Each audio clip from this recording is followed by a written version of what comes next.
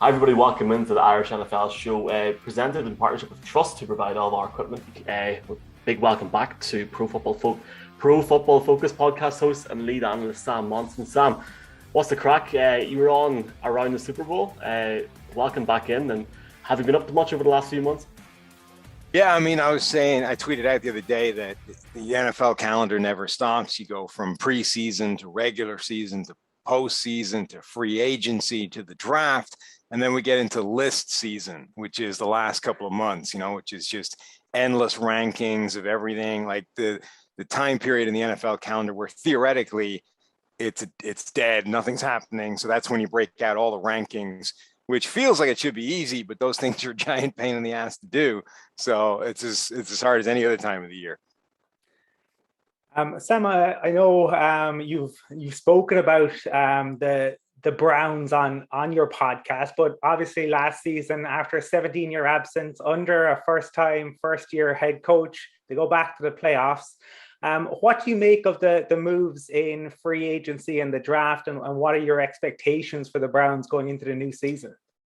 Yeah, I love them. I think the Browns have had one of the best off seasons of any team in the NFL. They're funny because there's such a holdover effect, this lingering thing of they're still the Browns, right? And we've all been through the last 20 plus years of the Browns basically being a joke and the butt of the NFL for years. And I think if you just isolated the team, if you took away the label, if it became this white label franchise now, and you just remove all branding from them and said, this is the team that's about to enter the 2021 NFL season, what should they be expecting?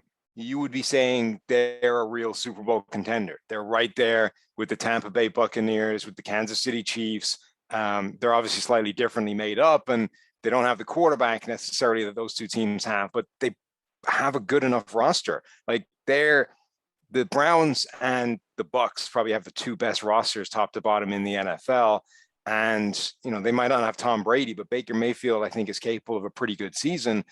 The problem is, I think there's still so much of a drag factor from the last 20 years of history of them being the Browns. And we're all just kind of waiting, will it happen, or will they find a way to collapse and blow the whole thing again and have to rebuild once again from the ground up? And it shouldn't happen. There's no reason it should. Like, they're making smart moves left, right, and center.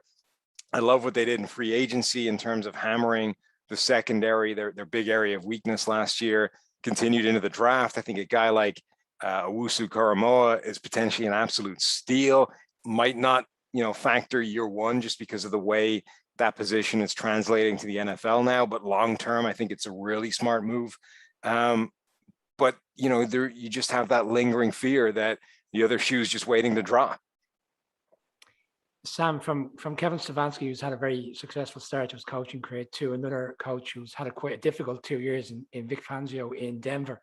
Just in terms of the division itself, it's a very difficult division, but a lot of people think that Denver have a very good stacked team there, with the exception maybe of the quarterback position, which has been speculated in terms of trade. What's your expectations for Denver this season? Yeah, and it's a big exception for them because, the two teams that I just mentioned, the Bucks and the Browns, maybe 1 and 2 in terms of the best rosters in the NFL. If you separate quarterback, Denver's there with them. Like, Denver's roster is absolutely loaded. The skill position players on offense are insane. The offensive line is pretty good. The defense under Fangio is fantastic.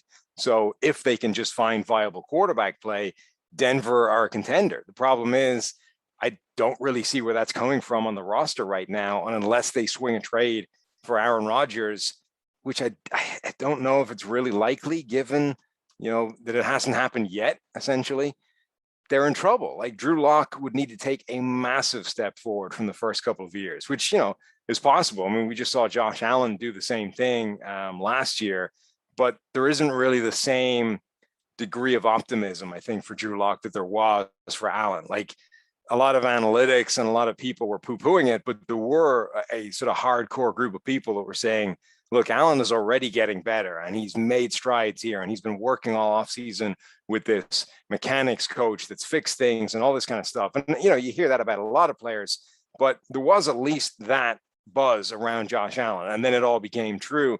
And we saw this giant jump forward in performance.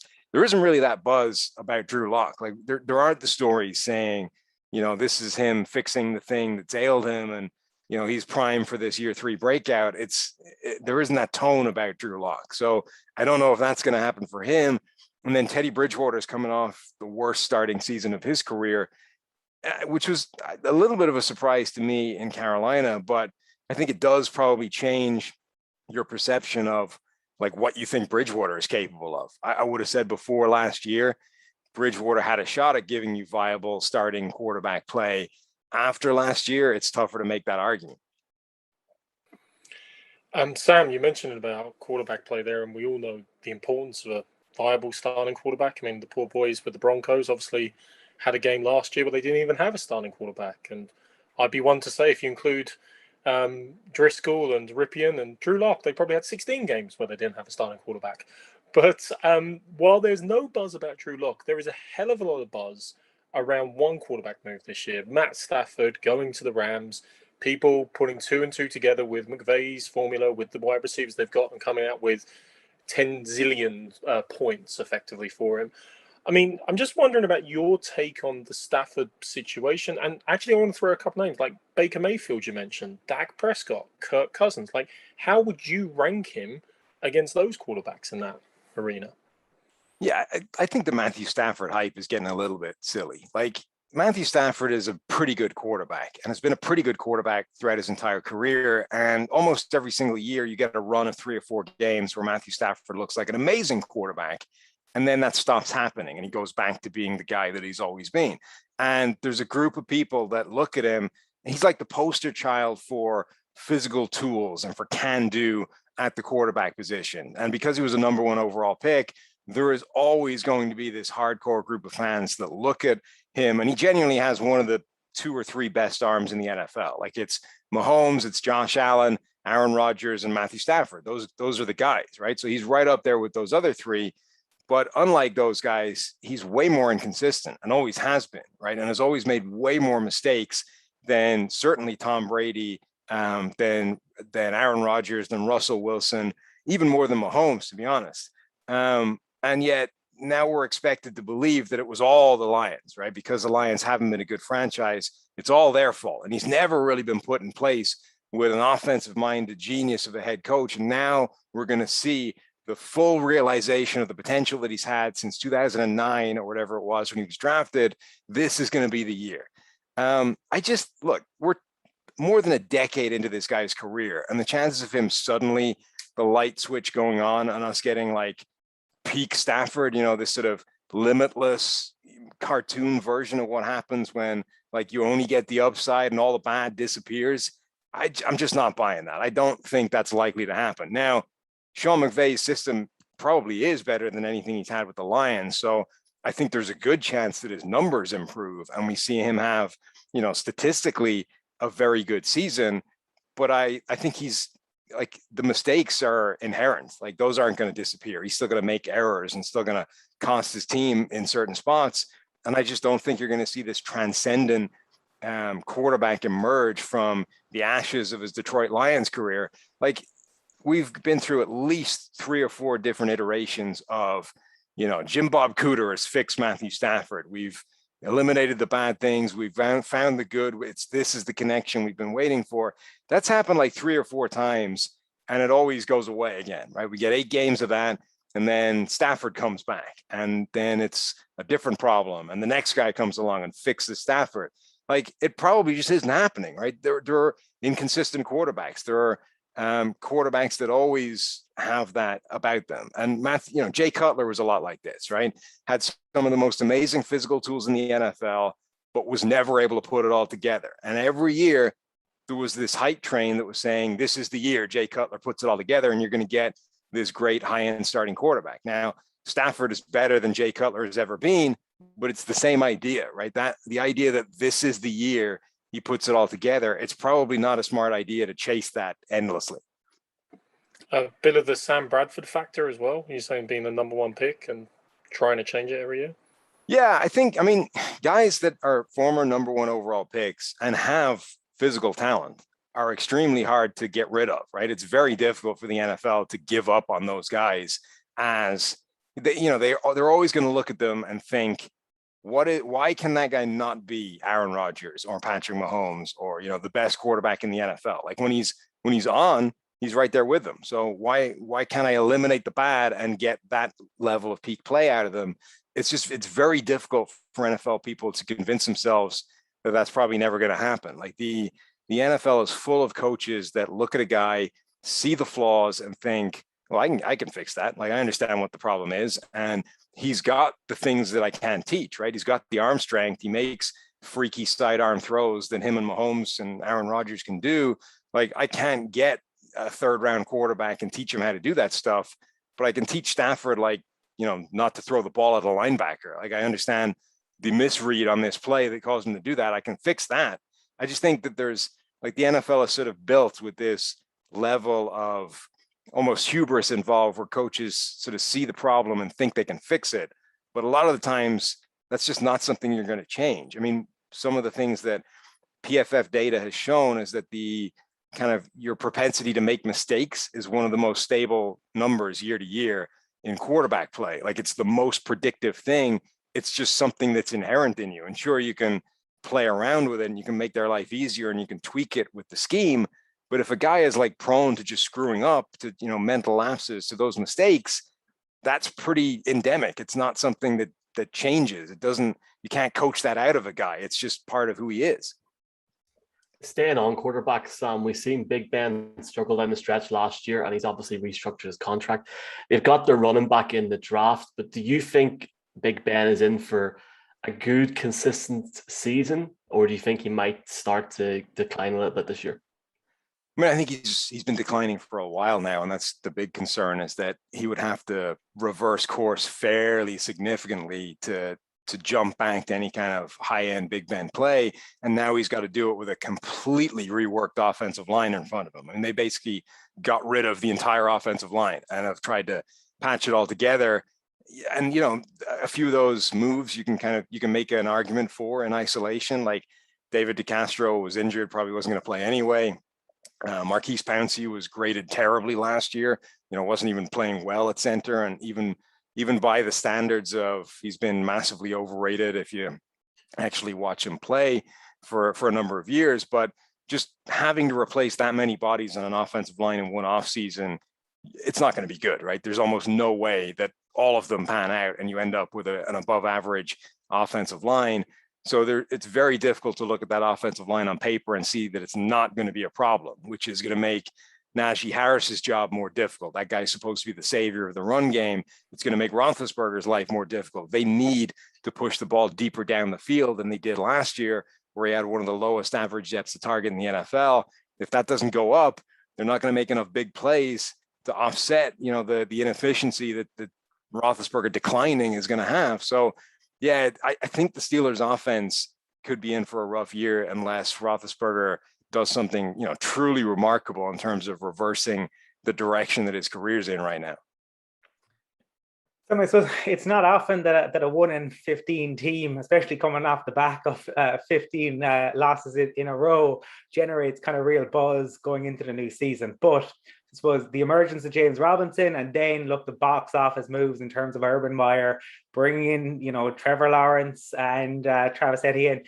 What are your thoughts around the Jags, and, you know, given the division, especially that they're in, it's not particularly strong. What do you think they're capable of?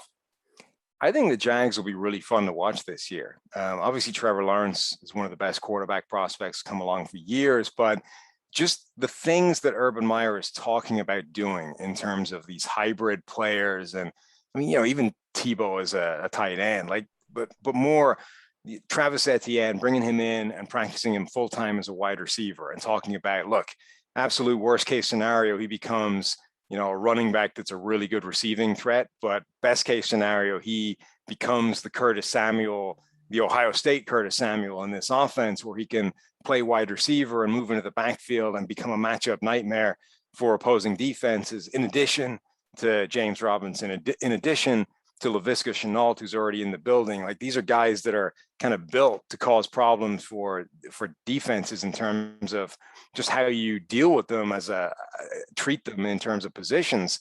So the fact that he's got like a fairly long history of that kind of thing in his college offenses. Curtis Samuel, Percy Harvin with Florida. He went through a sequence of those guys at Florida of using them in really creative ways and different positions all in the one game, and causing teams like legitimate problems. So if he's planning, it feels like, because he's been doing it for like a decade or more, in fact, significantly more, it feels like an old idea, but it isn't really. It's still kind of cutting edge in the NFL in terms of taking receivers and putting them in the backfield. Like, teams have been splitting running backs out wide for years, and tight ends and those kinds of things. And that doesn't really cause NFL defenses that many problems anymore. But taking a receiver and putting him in the backfield still causes all kinds of issues for NFL defenses, because it completely screws with how they've treated that guy from the moment they stepped on the field. The defense is matched up with them from a personnel standpoint in the huddle.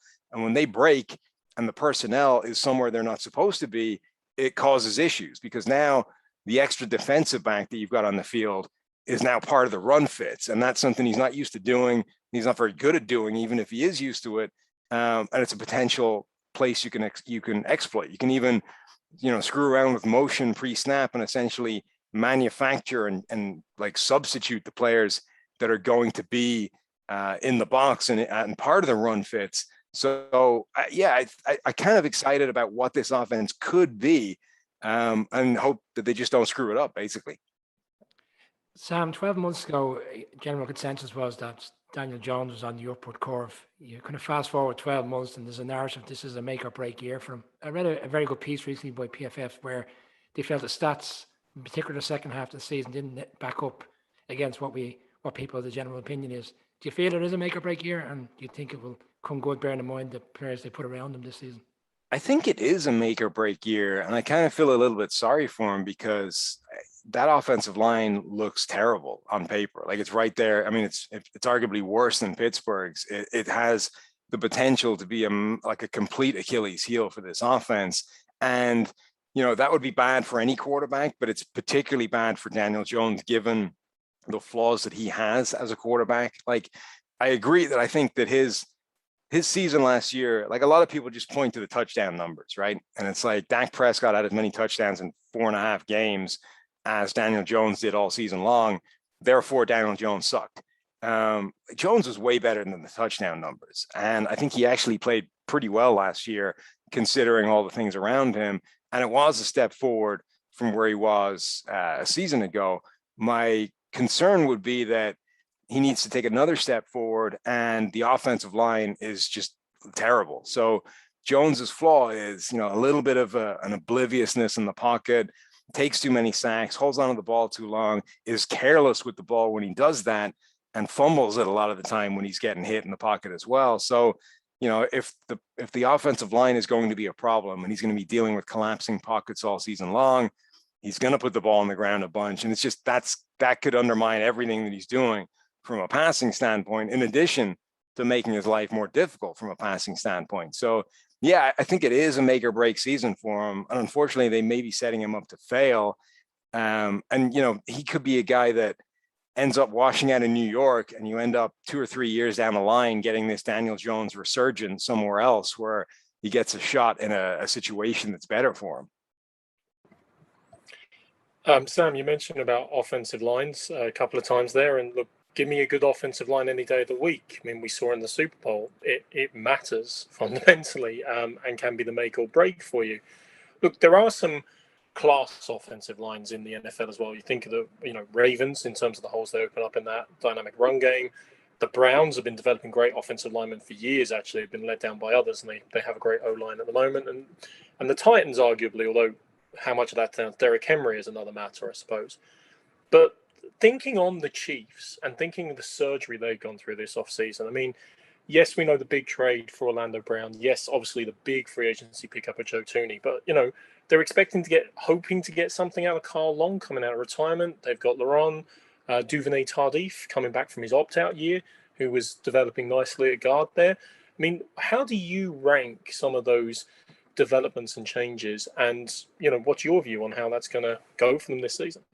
I think the moves they've made have been good. And I like the fact that they've sort of prioritized certainties to a large degree, like Orlando Brown for a first round pick and the money they're going to have to pay him, the big money for Joe Thuney.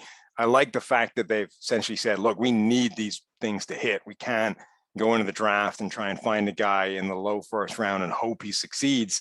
We actually need this guy to be good.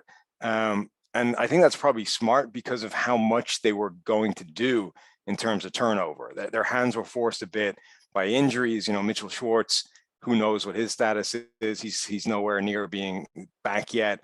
Eric Fisher tore his Achilles in the AFC Championship game, so he's going to miss time at the start of the season. You couldn't rely on him. So your replacement, you end up needing to replace almost an entire offensive line. And as I said before, that's just difficult to do. Now, it becomes easier if you're replacing them with much surer things than guys that may or may not hit. But, the data says that there is something to offensive line cohesion, the idea of keeping the same unit together for an extended period of time.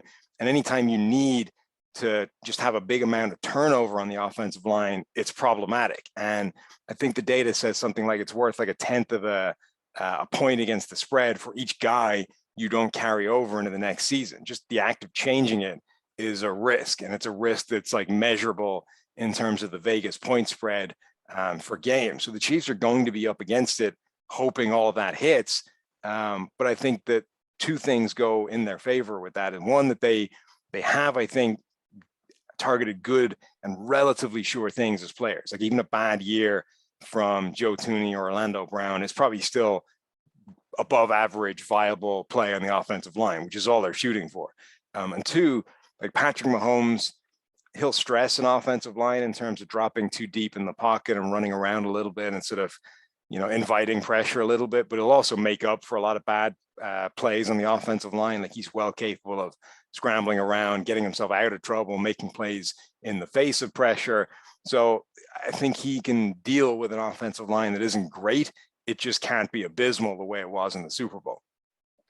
We're going to try and do one quick question each here, Sam. Obviously, we massively appreciate your support, and it's great to see the growth of the game in Ireland, especially over the last 6 to 12 months. But as an Irishman who's gone to the US and made his name, obviously, in the NFL profession, how did it feel to be interviewing, please God, a guy in tag leader who could be, in the CFL or NFL, please God, in the next few months?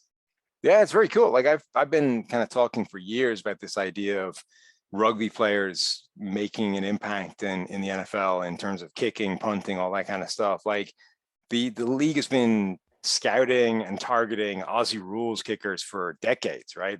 To the point where those guys typically now are in the US before college. They're going through the college process and then getting into the NFL.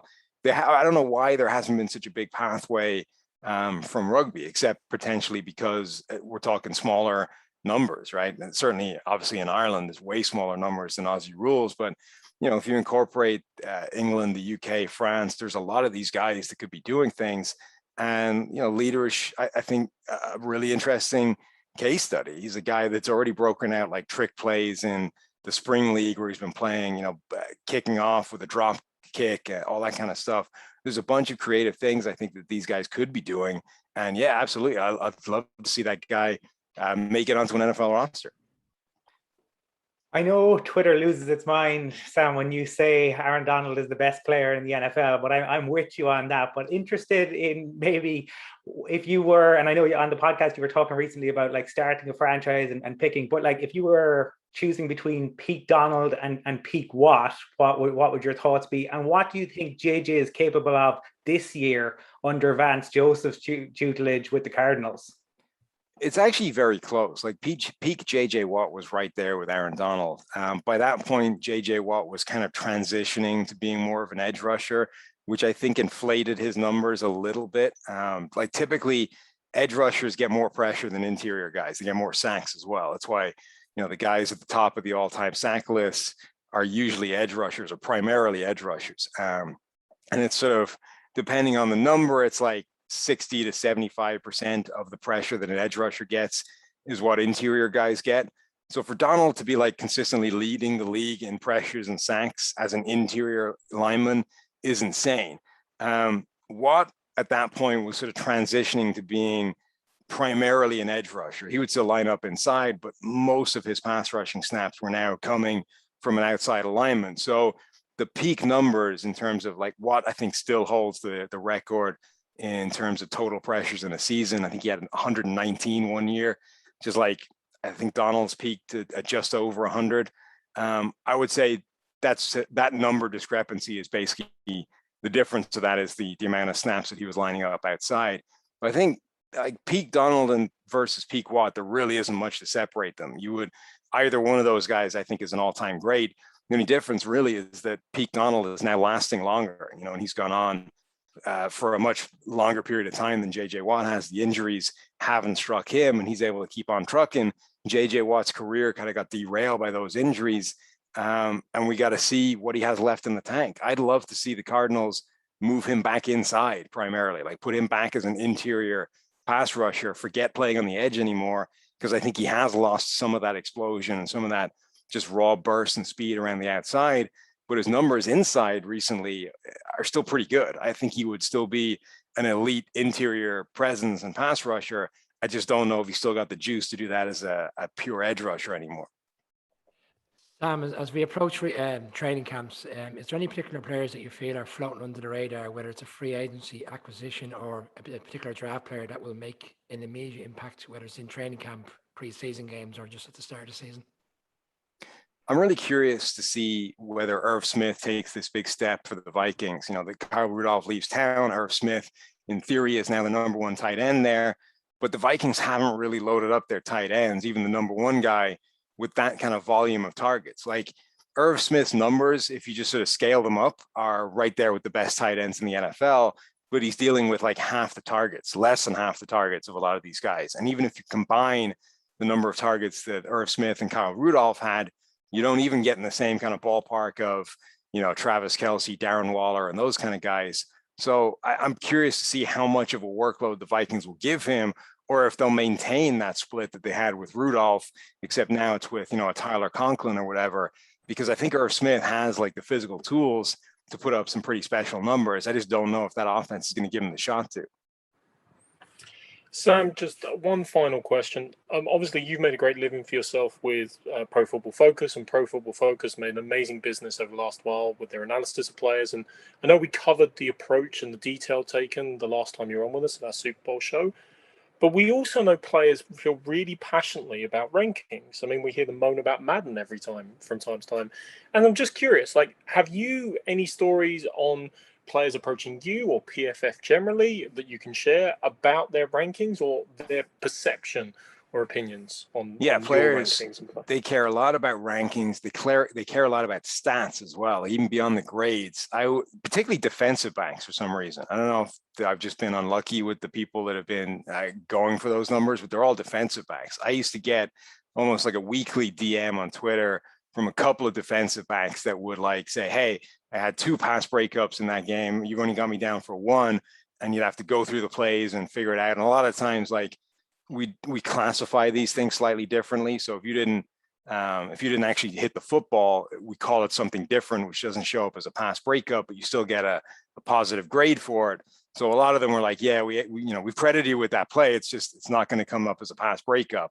But yeah, players will campaign and, lobby for stats after games. And thankfully I've moved to a different area of the company now, so I don't have to deal with that.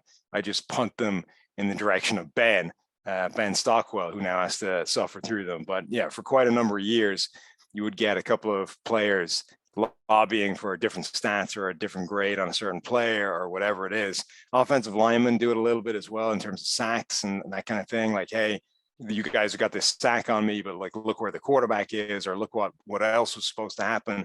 And you got to go through the play, and coverage is obviously the other big one where that happens all the time. Sam, can't thank you enough for coming on this week, and we really appreciate your time and your support, and you're welcome on any time at all. And thanks a million for your time. Anytime, guys. Take it easy.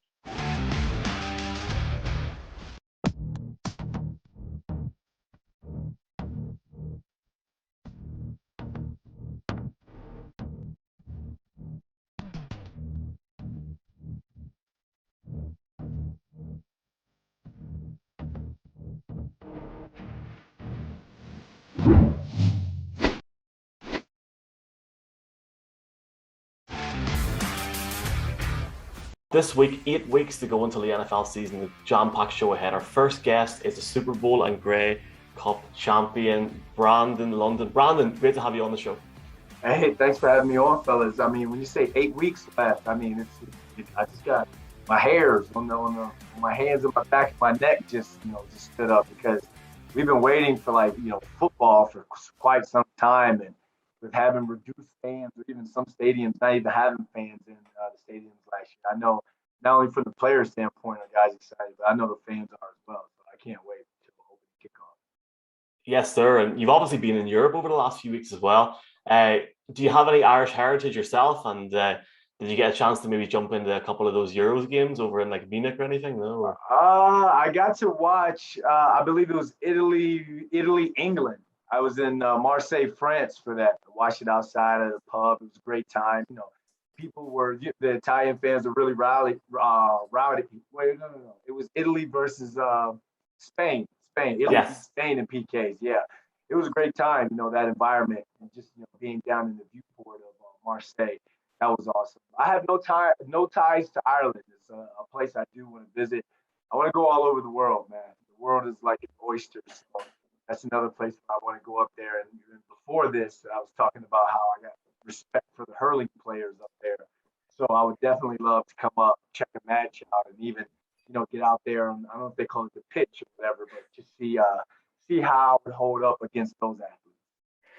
Well, you're certainly welcome over. Brian can sort you out with tickets for Croke Park, and we'll organise a pub tour then afterwards, Brandon. But as Michael said in the intro, you are a Super Bowl and a Grey Cup winner, and I'm just interested in terms of can you talk to us a bit about what makes teams successful? Obviously, coaching and player ability goes into it, but what's the secret sauce? What brings winning teams together?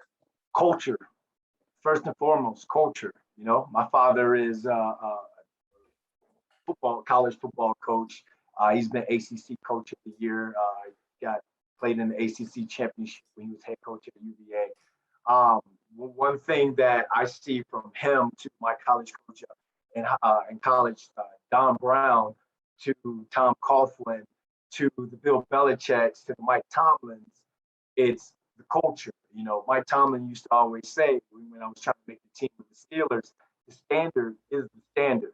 So it's when you go into work and not only do you know your role and you know what's expected of you, I think that's something that each player buys into. It's easier to buy into rather than playing in an organization with not only chaos within the organization, but chaos within the fan base as well. Chaos within the media that covers that team as well. No one wants a media circus when you're playing and you're trying to focus on your next week opponent and you're trying to take care of business. So one thing you're seeing with these championship teams, the Andy Reids and the Buccaneers, and Bruce Arians was with Mike Tomlin. He was the OC when I was trying to make the team with the Steelers. One thing you see is the establishment of culture. Once you see guys buy in, you just go out and you play football. You don't worry about the noise. You just go out and play football, championship football.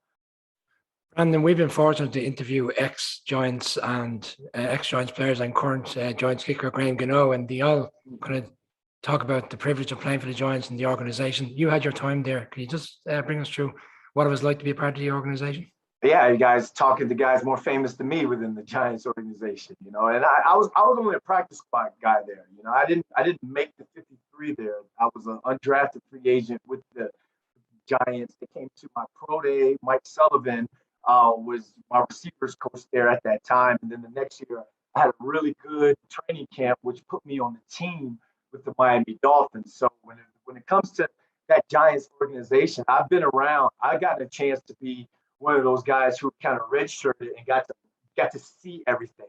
Nothing was expected on me per se on the field. I didn't have to catch the game-winning touchdown pass like Plaxico Burress in the Super Bowl. However, I had to be Randy Moss twice. I had to get the defense prepared each week, and I looked at it as I had to be T.O. I had to be Joey Galloway on these Donald Driver on these playoff runs. So I look at it. My time with the Giants, I was one of the most important people there, and it was one of those things where I got to see how an Amani Toomer prepared. I got to see how Plaxico Burress battled injury all year and still managed to play at a high level in big games. You got to see the evolution of that defense throughout the year with Steve Spagnuolo and that defensive line. So when you see these things, and then Tom Coughlin, the structure within that. Tom Coughlin used to always say, when it comes to the playbook and knowing your assignment, know and know you know. That allows you to play. That allows you so you're not thinking. Everything is reaction, especially when you're playing with a quarterback like Eli Manning, future Hall of Famer, who he knows when he comes to the line and his eyes are standing, you better be seeing the same thing he's seeing. You better be on the same page as him, because he's one of those things where that was one of those offenses with Kevin Gilbride that had an answer for everything. You blitz, we got a hot or a side. You sit back, we got a check down, or we got a built-in chip to a check down. So it was one of those things where if you want to play at your high level, you better understand and know everything that was going on, because we need to have this thing as a well-oiled machine. I mean, you look at it, they had a three-headed monster that year with their running back, Derek Ward, Ahmad Bradshaw, Brendan Jacobs. And you know what? A 3.5 or 4-headed monster, because Reuben Drones came in throughout the beginning of the year, and he was playing well and being a red zone back for us. So it's one of those things I got to sit back and you got to look and you got to see, and then you go to a Miami Dolphins. I wouldn't say it was as structured as the New York Giants, but then you go try to make the team with the Steelers, and you look at how structured it is then, playing with the Big Ben, and like I said, having BA at OC. So my time with the Giants was definitely a blessing, because not only did I get to show what I had on the field, I got to show personality, which is why they brought me back to do TV for them. I'm going in my 5th year with them on that. Brandon, you alluded there to being a coach's son. So obviously, like, the diligence and the work ethic was probably drilled into you from a young age. But I'm just wondering, I mean, obviously, in your time there, you were fighting to make rosters. You were fighting to be that 52nd, 53rd man effectively in the squad. And this time of year, we're talking training camps. We're talking these preseason games where players in your position would have maybe got more of an opportunity to show what you have to try to make the team. How did you find this period of time in your position? How are you approaching this point of the off season, and how are you attacking that? Show up and show out. Every opportunity is your opportunity, because you think about a guy like a Bubble Guys, roster Bubble Guys, what I was every year, and there's no shame for me to say that. I'm not one of those guys that's like, oh, I didn't get a shot. No, I got ample amount of shots, and I made sure I took advantage of each opportunity. I mean, I'll be in the Giants camp, and Plaxico was down, with his injury. Amani Toomer would take vet days. I believe Steve Smith was nicked up. David Tyree was nicked up. So we were talking about 4 starters already out. I went with the 1s, 2s, and 3s during that training camp practice. This is up in Albany, so that lets y'all know how old I am. These grades are real. This is what training camp with the Giants is up in Albany. But if I was one of those guys who wasn't ready, I didn't prepare my body throughout the summer. If I wasn't ready to take those extra reps, my body was going to break down. One thing that Tom Coughlin, one praise he had, and he told this to, I believe, the New York Post one year during training camp, and he was like, Brandon Lutton, he's just one of those guys that can go. He can go. So I remember having I had 9, 10 catches in the practice, and I'm catching balls from Eli in the practice. I'm going 1s, come on back, get reps with the 2s, come on back, get reps with the 3s. And then I had to go and do special teams like that. So I understand for some guys who are kind of in my position, trying to make the team, or guys that people are like, oh, well, you only get 2 training camp, 2 preseason games, or the training camp isn't what it used to be. But they expanded the roster. They expanded the practice squad roster. So yeah, you don't have to maybe go through the dog days that I had to, but we were only fighting for a certain amount of spots back then. So I kind of, with the new rules, guys in my situation, I kind of feel bad for them in a sense, but at the same time, I'm like, you're a lot more protected than I was. They've got more opportunity in you in terms of space and roster spots for you. So you don't, yeah, you still have to make plays, but if you're a guy where there's a question mark on it, there's like, okay, we got 4 or 5 more spots. Let's just keep him to see if he comes around at another time. Brandon, you mentioned your TV work with the Giants there. How have you found that transition in the media? You still have to have that attention to detail. You know, media, it's one thing. Football comes naturally to me. Hanging with the fans, doing all that comes naturally to me. I can talk. My dad had us drawing up cover 4 when I was 4 years old. You know, I can talk this stuff all day. But one thing when you switch over to the media side, you're not the interviewee, you're the interviewer. So you got to have notes, you have to be prepared. And then we're talking about something that where, let's say you're on something like live studio, which I do now for the show I'm on now, Daily Blast Live, which isn't even football. We're talking politics, Kardashian news, all that type of stuff. You know, that's a whole nother world for me in that sense. But you're doing an interview with someone, you got your producer in your ear, you got to wrap them up. And they're a guy that's a long-winded person. And it's like, they're talking about a battle with cancer. You don't want to just cut that person off right there. You have to have something, you have to have an out in your head, 20-second out, a 10-second out, a 5-second out, you know, to get in and out and to make it look effortless, you know. So that transition is no, and no, you know, is how I've taken what I've known from football, Tom Coughlin, and I've applied that to the TV world of things. Detail your work, be confident about yourself, and then just go have fun with it. And I can't see myself doing anything else.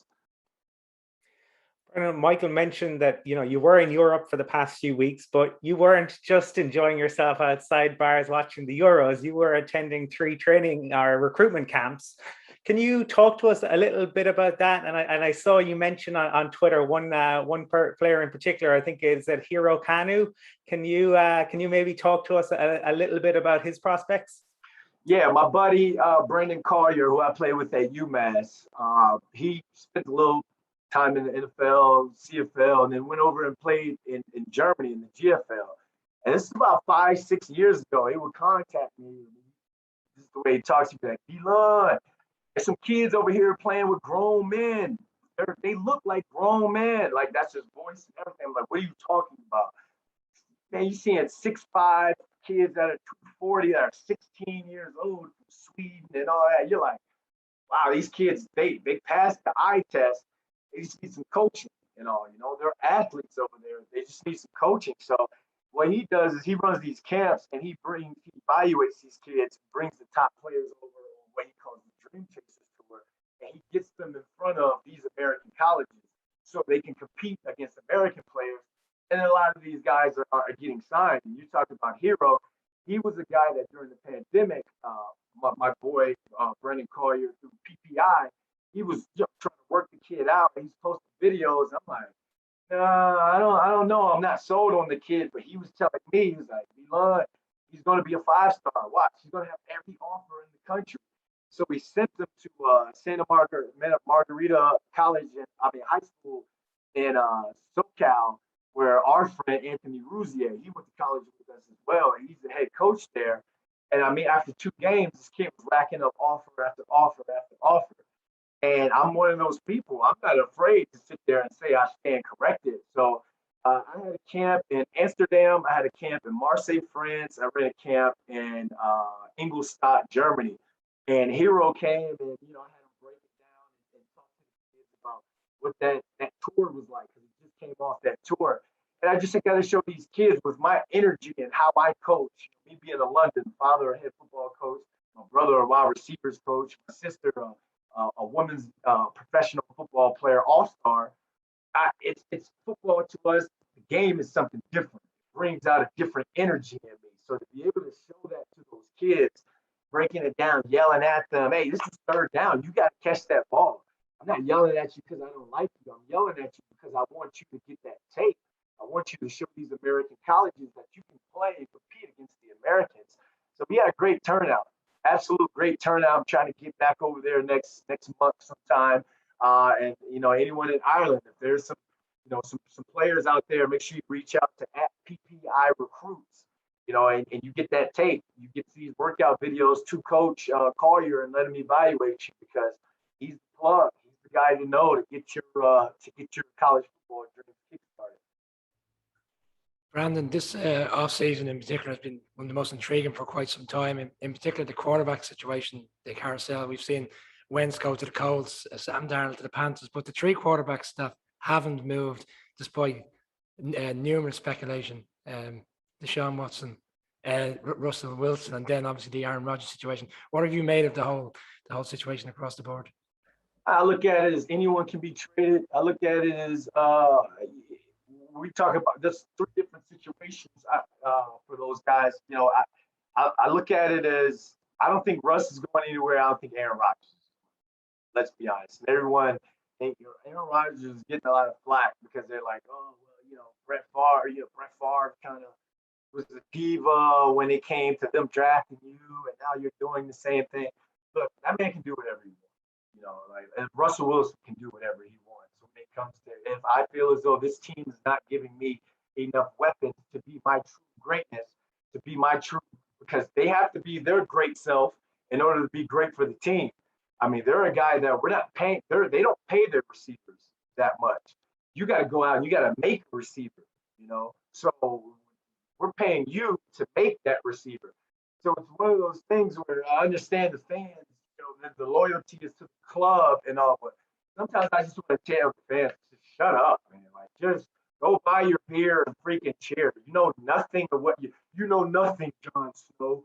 You know what I'm saying? Like, it's these guys. These are two guys that have won Super Bowls for their organization, who year after year put up elite numbers year after year.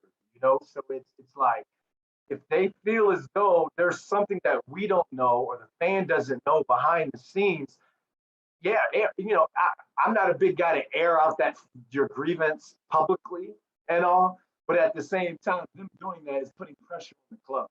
There has to be pressure on the club and organizations. Otherwise, your message doesn't get out there, because you got some of these beat writers or bloggers or something. I love everybody to death, but all that clickbait out there, man. Like, it's so much clickbait out there to where it's like these people are getting their information from 160 characters on Twitter, on a social media site. They're not going in and reading about what things truly mean or what was said on the Aaron Rodgers side or whatever. They're just highlighting, the Rodgers upset in Green Bay. It could have been upset because it's snowing again. But that's all that's all they're going to put.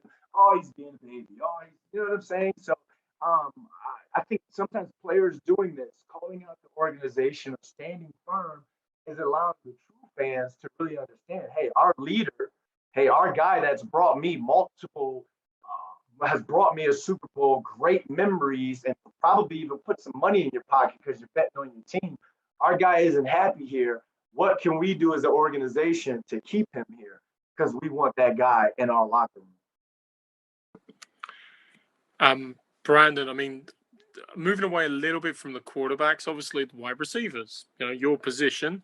The cool guys, yeah. The cool guys in the room, who maybe have had a reputation of being a diva from time to time in the past as well.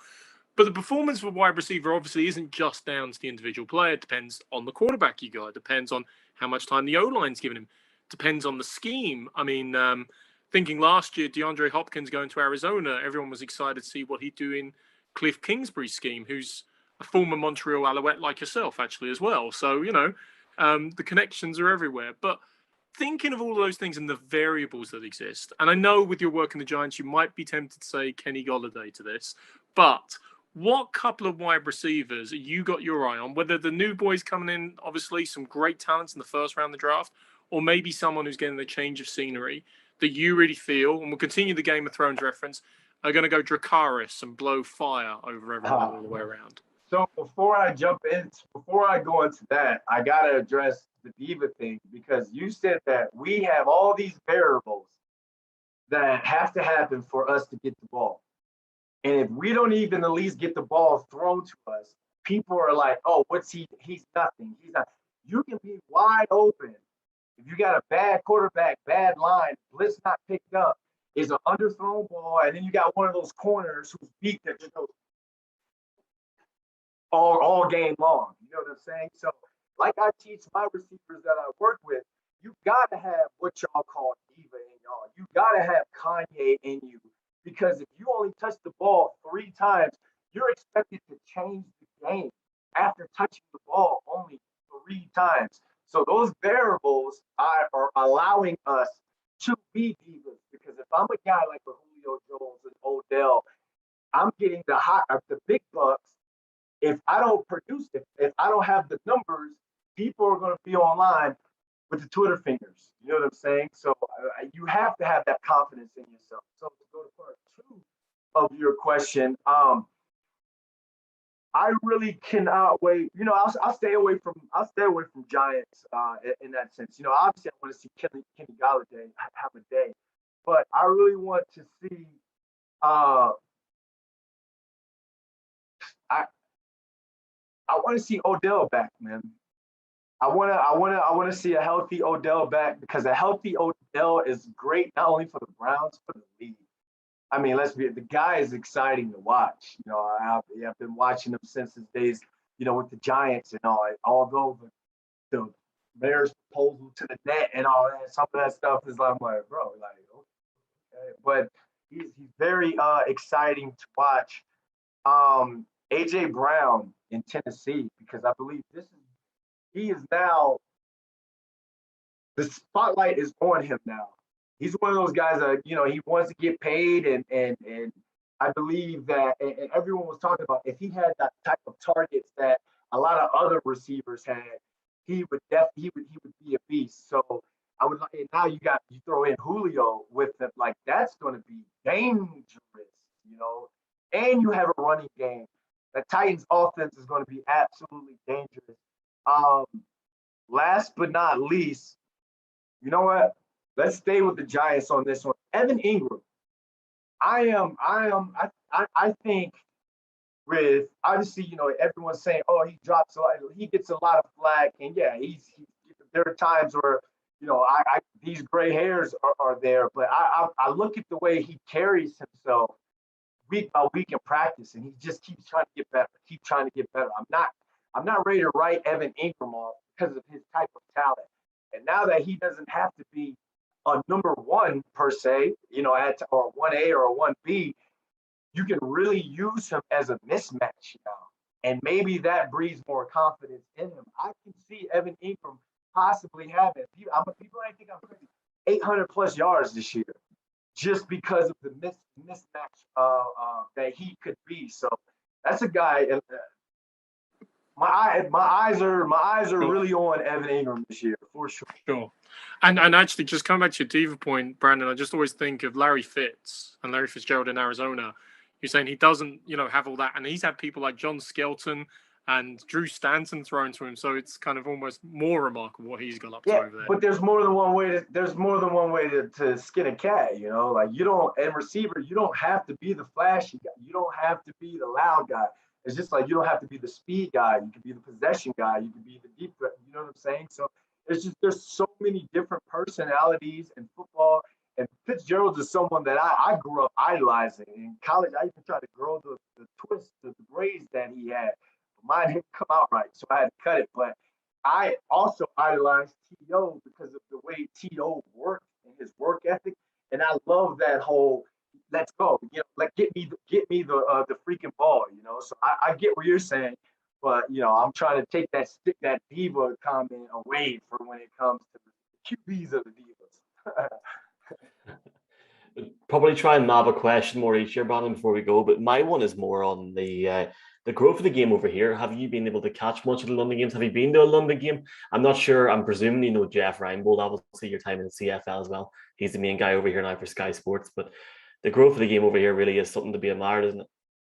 Yeah, man, it really is. I've been over there twice. My rookie year, we played in Wembley Stadium when I was with the Giants. That was back when, we were playing on that soccer pitch and it rained a little bit. Everyone was sliding and all, but that right there was so awesome. We got to go to Kabul to training grounds to go train. And I'm a Chelsea guy, so that was pretty cool to go do that.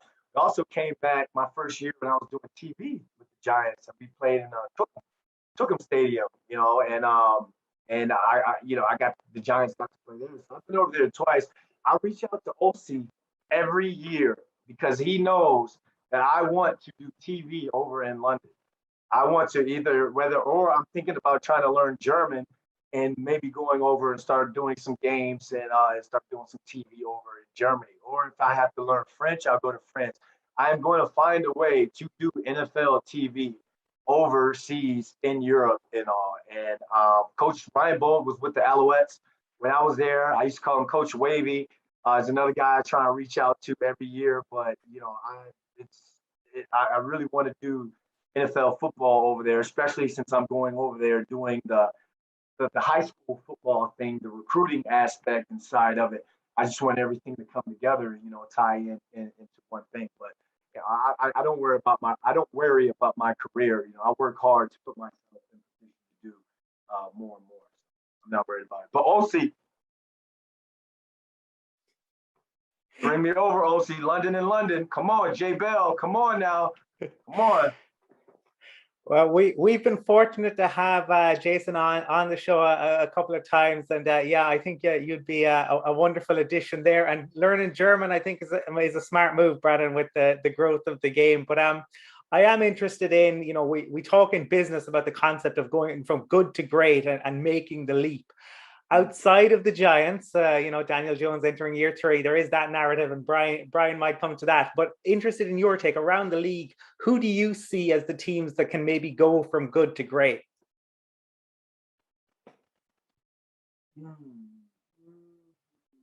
Off the top of my head,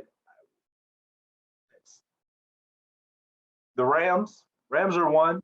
I think Matthew Stafford could get them past that hump. I mean, you're looking at that defense. Anytime you got a defense like that, anytime, and I'm a defensive guy. I come from a defensive family. So I actually grew up wanting to be a corner safety. Anytime I believe in this league, defense wins championships. And I think that a Rams team could match up against a Chiefs or a Bucks. You just, against a team like that, not only do you have to have that defense, you got to have a quarterback that can make that throw. That 1 or 2 throws in a game, we're all like, oh, wow. That 3rd and 13, he kept the chains going, and then you hand it off to that back. He does what he has to do. I think another team, good to great. I want to see the Browns. I know people hate Baker Mayfield, but I am one of those flashy guys. I think their offense is so fun to watch while they're clicking. And it's a thing because Nick Chubb is a dog, and then you throw in your scat back Kareem Hunt with that, and you have 2 talented receivers on the outside. I just love. I'm a big Austin Hooper guy as well. I just love the way that offense can gel and get going. And I think last but not least, I would say,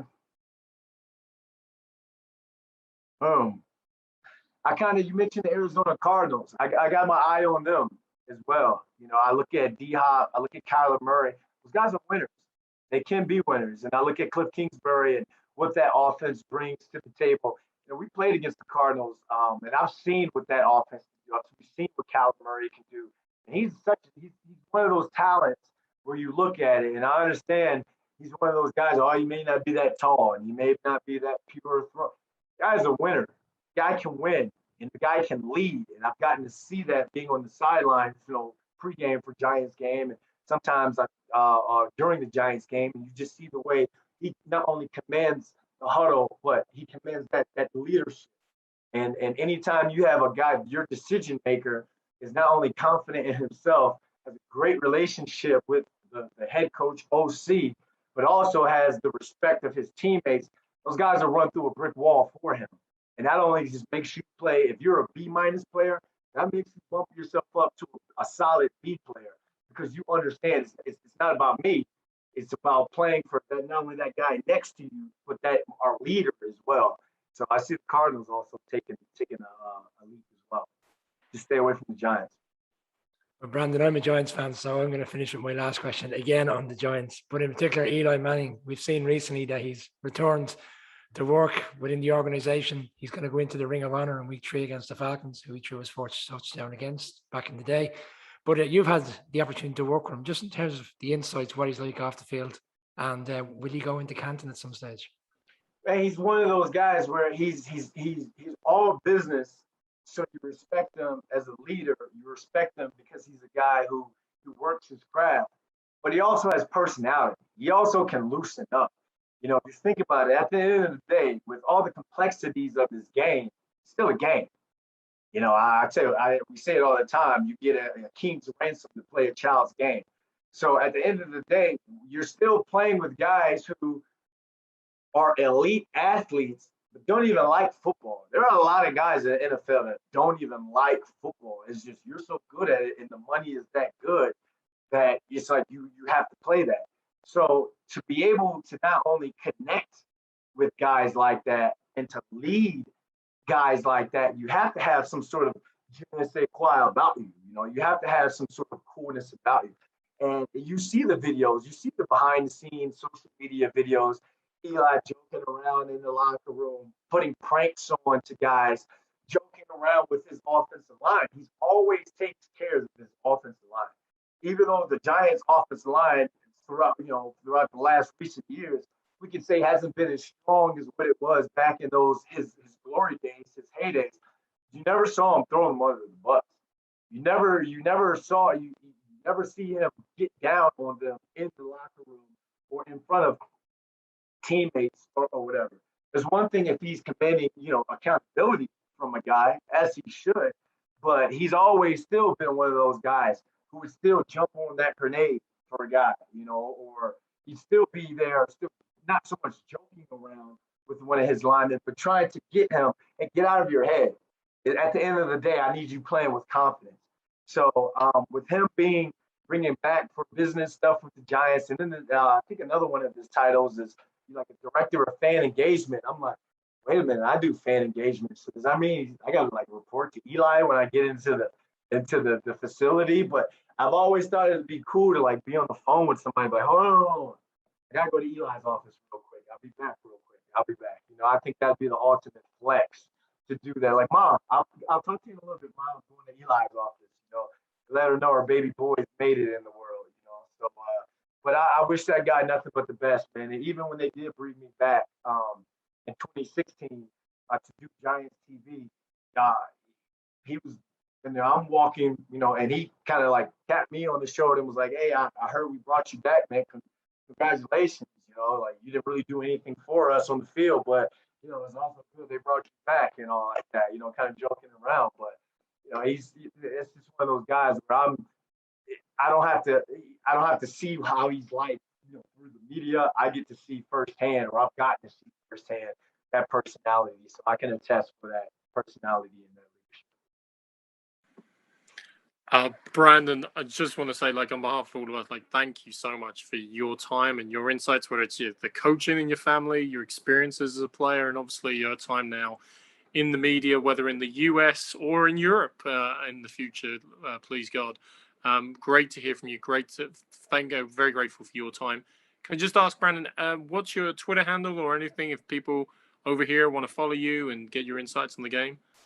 At Brandon London TV. I haven't been real heavy on social media the last couple months, but once football season kicks back in, I'm gonna go back into it, dive right back into it. Kind of doing daytime TV and live TV and talking about social injustices and the wrongs and all that stuff. It kind of weighs in on you to where it's like I don't even want to look at social media from time to time. But football has always been not only a love for me, but it's been an escape for me as well. So I'm definitely going to use, my time with the Giants this year to connect with more people, see how many people I can help, how many podcasts and things I can jump on. And I want to thank you guys, and guys like you who do it because, like I said, there's a lot of clickbait out there, man, in a sense, and it's taken away from the game in its purest form, and it's taken away from that connection from player to fan.